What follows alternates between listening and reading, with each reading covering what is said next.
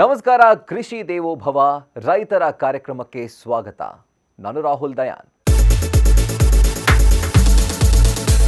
ಉಳುಮೆ ಮಾಡಿದ ಗದ್ದೆ ಆಕಾಶದ ಕನ್ನಡಿ ಅಂತ ಹೇಳ್ತಾರೆ. ಅಂಥ ಹಸಿರ ಕನ್ನಡಿಯನ್ನ ಮಂಡ್ಯದ ಯುವ ರೈತರೊಬ್ಬರು ಅಚ್ಚುಕಟ್ಟಾಗಿ ಆಗಸಕ್ಕಿಳಿದಿದ್ದಾರೆ. ಸಾಂಪ್ರದಾಯಿಕ ಕೃಷಿ ಜೊತೆಗೆ ಸಮಗ್ರ ಕೃಷಿ ಆಯ್ಕೆ ಮಾಡಿಕೊಂಡ ಆತ ಇವತ್ತು ಯಶಸ್ವಿ ಕೃಷಿಕ. ರಾಗಿ, ಜೋಳ, ಬೇಳೆಕಾಳುಗಳನ್ನು ಬೆಳೀತಾ ಇದ್ದ ಭೂಮಿ ಇವತ್ತು ವಿಶೇಷ ಬೆಳೆಗಳಿಂದ ಸಮೃದ್ಧ ತೋಟವಾಗಿದೆ. ಅಷ್ಟೇ ಅಲ್ಲ, ಈ ರೈತನ ಕೃಷಿ ನೆಲದಲ್ಲಿ ವಿಶೇಷತೆಗಳ ಗೊಂಚಲೇ ಇದೆ.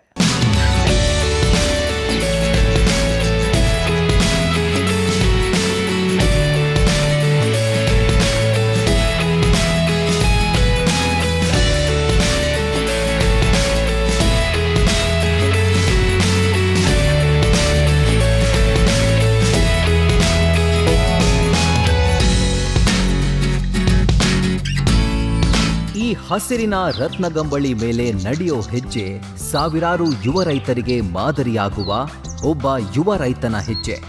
ತಂದೆ ಕೊಟ್ಟ ಕೃಷಿ ಪರಂಪರೆಗೆ ಹೊಸ ಮುನ್ನುಡಿ ಬರೆದು ಇಡೀ ಕೃಷಿ ಕ್ಷೇತ್ರಕ್ಕೆ ಆಕಾಶ ಕನ್ನಡಿಯಾಗಿ ನವ ಚೈತನ್ಯದಿಂದ ಇಟ್ಟ ಹೆಜ್ಜೆ. ನಕ್ಷತ್ರಗಳೆಲ್ಲ ಒಂದೆಡೆ ಇದ್ರೆ ಸೂರ್ಯ ಚಂದ್ರರೇ ಒಂದೆಡೆ ಇದ್ದಂತೆ. ಬೆಲೆಗಳ ಬೆನ್ನೇರಿ ಹೋಗುವ ರೈತರಿದ್ರೆ ಈ ಯುವ ರೈತನದ್ದೇ ಬೇರೆ ದಾರಿ. ಅಷ್ಟಕ್ಕೂ ಈ ಯುವ ರೈತ ಸಕ್ಕರೆ ನಾಡಿನವರು. ಹೆಸರು ಲಕ್ಷ್ಮಣ್ ಉರುಫ್ ಆನಂದ್.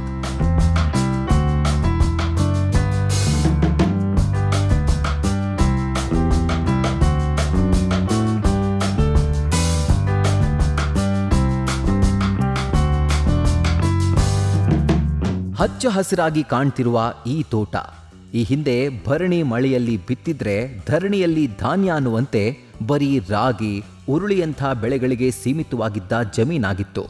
ಆದರೆ ಇವತ್ತು ಜೋಳ, ತೆಂಗು, ಅನೇಕ ಹಣ್ಣಿನ ಮರಗಳು, ಗಿಡ, ಬಳ್ಳಿಗಳಿಂದ ತುಂಬಿದೆ. ಅದೆಷ್ಟೋ ವಿಶೇಷತೆಗಳಿಂದ ಸಮೃದ್ಧ ತೋಟವಾಗಿದೆ. ಕೃಷಿಯಿಂದಷ್ಟೇ ಅಲ್ಲದೆ ಕೋಳಿ, ಮೇಕೆ, ಮೀನು, ಜೇನು ಸಾಕಾಣಿಕೆ ಜೊತೆಗೆ ಇಲಿಯನ್ನೂ ಸಾಕಿ ಈ ಯುವ ರೈತ ಹೆಚ್ಚಿನ ಆದಾಯ ಪಡೆದು ರಾಜ್ಯಕ್ಕೆ ಸಕ್ಕರೆ ನಾಡಲ್ಲಿ ಸಿಕ್ಕ ಅಪರೂಪದ ರೈತನಾಗಿದ್ದಾನೆ.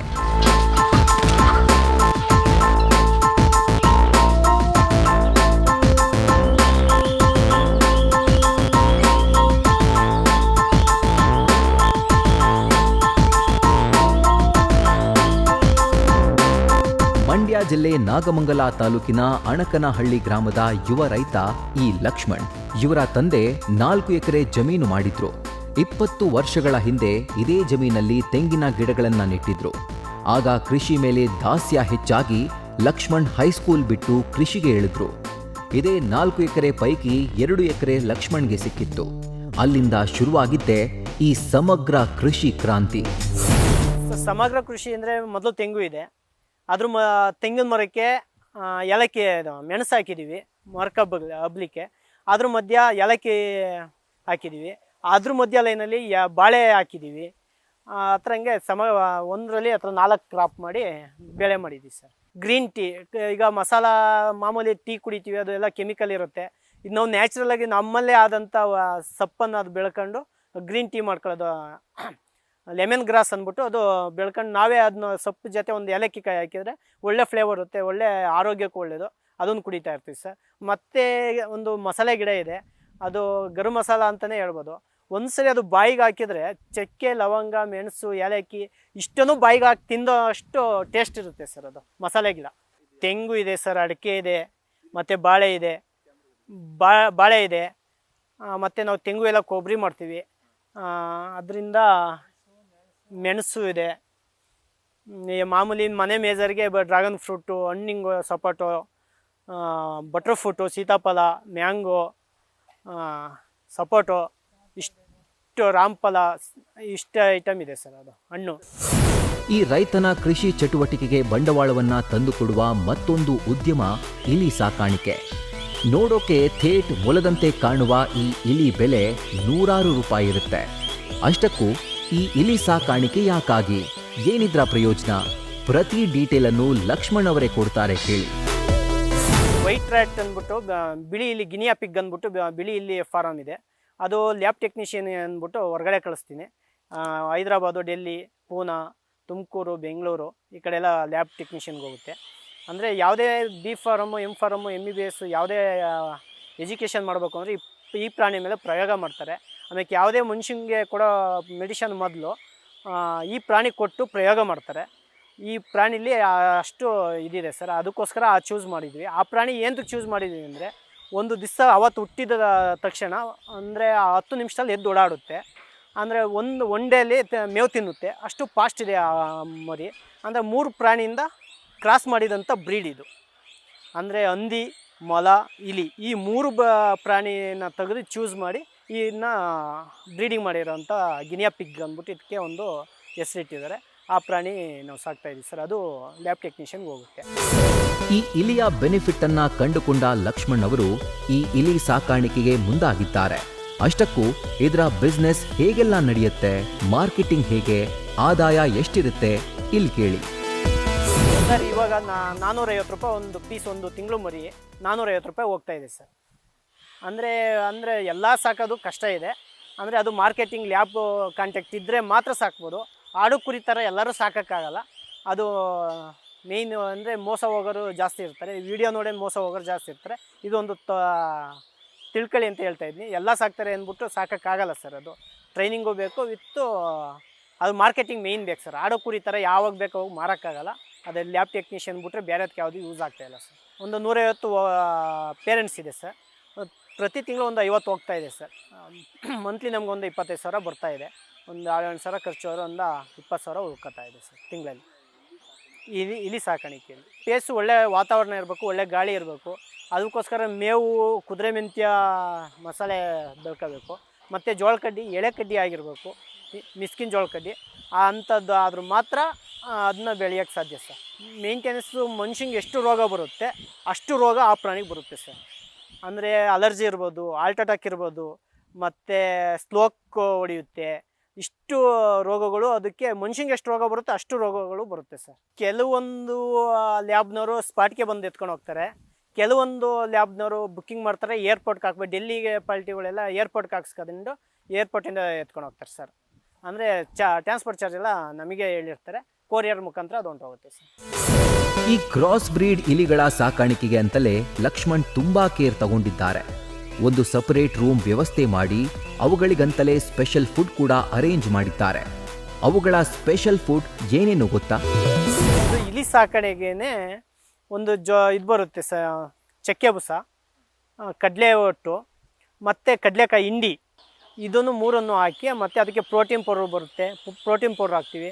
ಮತ್ತು ಸಿ ವಿಟಮಿನ್ ಲಿಮ್ಸಿ ಟ್ಯಾಬ್ಲೆಟ್ ಬರುತ್ತೆ, ಆ ಟ್ಯಾಬ್ಲೆಟ್ ಹಾಕ್ತೀವಿ. ಆಮೇಲೆ ಅಷ್ಟನ್ನು ಅದನ್ನು ಕೊಡ್ತೀವಿ. ಮತ್ತು ಅದಕ್ಕೆ ಮೆಡಿಷನ್ ಅಂದ್ಬಿಟ್ಟು ಐಟೆಕ್ಕು, ಎಂಡ್ರಜಮ್ ಪ್ಲೇಸು ಇವೆಲ್ಲ ಬರುತ್ತೆ ಸರ್. ಅವು ಯಾವ್ಯಾವ ರೋಗ ಬಂದಾಗ ಅದನ್ನು ವಾರಕ್ಕೊಂದ್ಸರಿ ಅದನ್ನ ಅಪ್ಲೈ ಮಾಡಬೇಕಾಗುತ್ತೆ ಸರ್.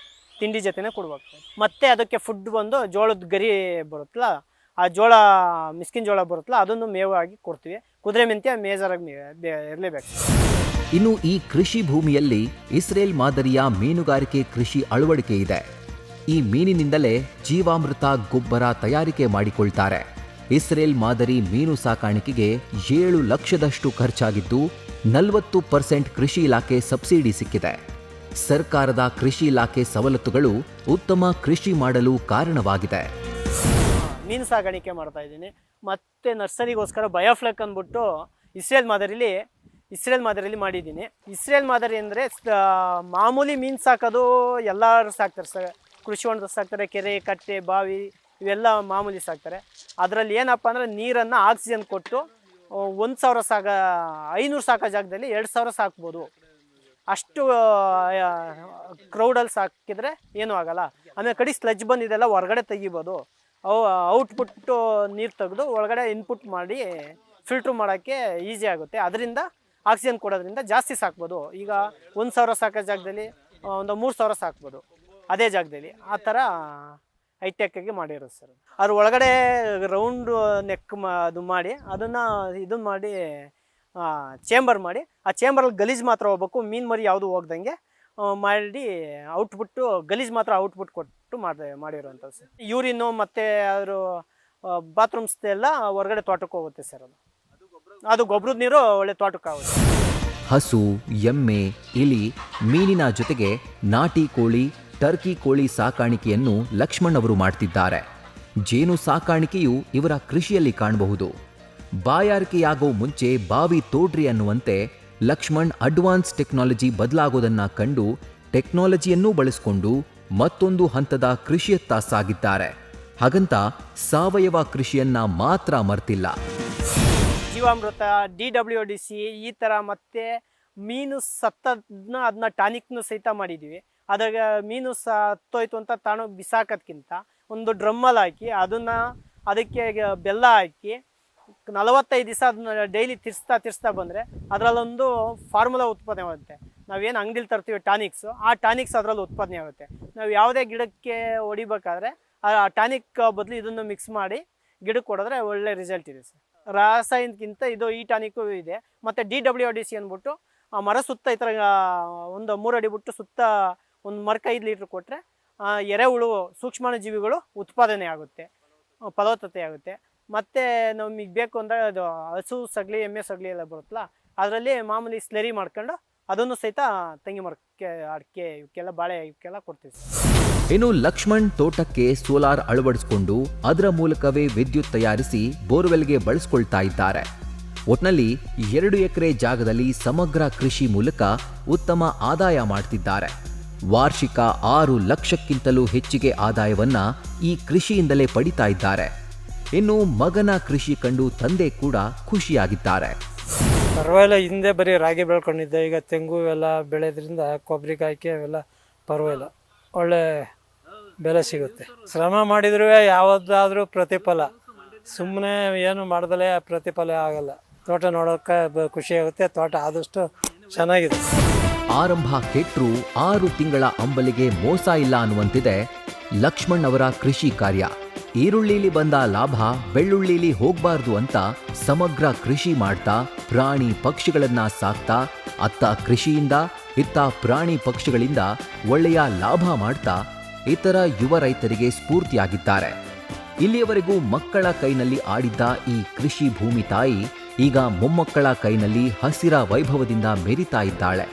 ಯುವಕರು ಕೃಷಿಗೆ ಇಳಿದ್ರೆ, ನಿಷ್ಠೆಯಿಂದ ಕೃಷಿಗೆ ಹಸ್ತ ಇಟ್ರೆ ಭೂಮಿನೇ ಆಪ್ತವಾಗ್ಬಿಡುತ್ತೆ ಅನ್ನೋದಕ್ಕೆ ಈ ಮಂಡ್ಯದ ಯುವ ರೈತನೇ ಸಾಕ್ಷಿ.